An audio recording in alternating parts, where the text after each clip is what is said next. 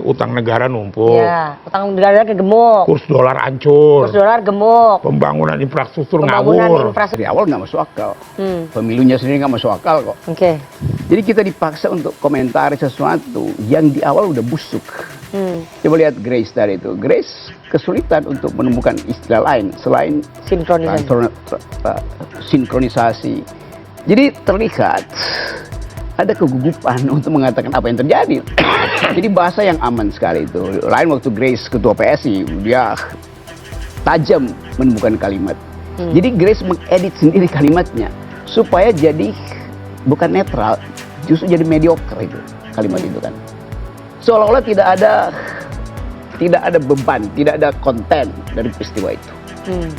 Ya seperti biasa transisi mengefektifkan apa istilahnya tadi itu sisa kabinet itu. Tapi sebetulnya buat saya ini bukan, lepas dari saya bosan komentari ini, tapi ini bukan persaingan antara Jokowi dan Megawati maka tertendanglah PDI. itu udah biasa, itu pasti tertendang. Sekarang kita mesti lihat paradigma baru, persaingan antara Jokowi dan Prabowo, saling taruh orang di situ. Kan itu intinya kan. Jadi Jokowi menyusupkan orangnya, Prabowo menyusupkan orangnya. Pengamat politik Rocky Gerung menyatakan bahwa staf khusus kepresidenan Grace Natali sekarang menjadi tumpul, tidak lagi tajam seperti waktu menjadi ketua PSI, dan sekarang telah berubah menjadi politisi mediocre. Dan Rocky Gerung juga mengatakan bahwa saat ini pertarungan politik bukan lagi antara Megawati dan Jokowi, melainkan antara Jokowi dan Prabowo yang telah memulai strategi dengan saling memasukkan orang-orangnya menuju pemerintahan Prabowo Gibran. Apa yang disusupkan nih? Ya itu yang diganti-ganti itulah. Oke. Jadi itu sebetulnya penanda bahwa dua-duanya cemas. Jokowi cemas, dia tidak punya orang ketika lengser. Prabowo cemas, kalau tidak dipasang sekarang, nanti orang Jokowi yang berkuasa.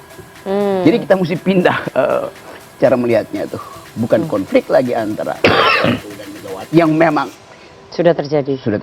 Jadi konflik baru, konflik psikologi antara Prabowo dan Jokowi. That's all. Tapi kan nanti ketika presiden terpilih Pak Prabowo dilantik, kan Pak Prabowo punya hak prerogatif untuk mengganti orang-orang yang Iya, kalau dia punya prerogatif, ya udah Pak Prabowo bilang nggak usah, Gerindra nggak usah. Kan logikanya begitu kan. Tapi Prabowo masih memaksakan taruh Gerindra di situ. Padahal itu prerogatif dia, atau dia bisa copot lagi. Jadi dia bersiap-siap untuk mengintip lubang persembunyian Jokowi. Demikian juga Pak Jokowi. Itu aja. Lebih lanjut, Rocky Gerung mengatakan bahwa Jokowi dan Prabowo sama-sama cemas. Jokowi cemas, dia tidak punya orang ketika lengser. Sedangkan Prabowo cemas, kalau tidak dipasang sekarang, nanti malah orang Jokowi yang berkuasa. Kedua orang ini sudah saling intip untuk mengetahui lubang persembunyian masing-masing. Dan antara lain untuk sinkronisasi, agar ketika pergantian nanti akan bisa lebih smooth, bisa lebih cepat proses orientasinya, agar ada hal-hal yang bisa langsung gerak gitu ya. Atau ya kita tahulah bahwa namanya berganti kepemimpinan atau kalau mau ada lembaga yang baru dan sebagainya kan butuh waktu. Ini kan sudah hampir di masa purna jabatan ya, Mbak. Jadi kan semuanya harus siap-siap memang untuk meninggalkan posnya nih, sudah memang waktunya untuk menyerahkan tongkat estafet, gitu kan.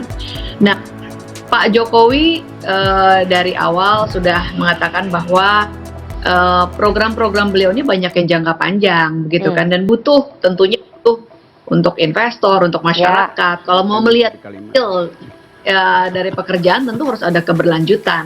Dan yang punya komitmen untuk keberlanjutan itu kan hanya pasangan Prabowo Gibran. Yang lainnya kan ada yang mau perubahan, ada yang oke, kalau bagus mungkin kita pertahankan mungkin, tapi kalau enggak ya kita ganti gitu kan. Jadi kan di sini dalam hal ini kalau kita bicara soal visi itu kan ada yang berbeda visi ya, gitu ya. Jadi satu ada perbedaan visi. Jadi tentu kalau kita bicara soal keberlanjutan nanti apakah ada orang yang dipertahankan atau selesai karena memang juga sudah waktunya untuk selesai. Ini tergantung punya visi atau enggak. Kan politik itu adalah pilihan. Bahwa semuanya ini harus siap-siap nih, gitu kan. Tapi yang mana duluan, ini kan ada pertimbangan masing-masing. Antara lain kita bicara ada banyak program nanti. Misalnya program prioritasnya Presiden terpilih nanti Pak Prabowo kan ada makan bergizi gratis yang untuk meningkatkan gizi anak.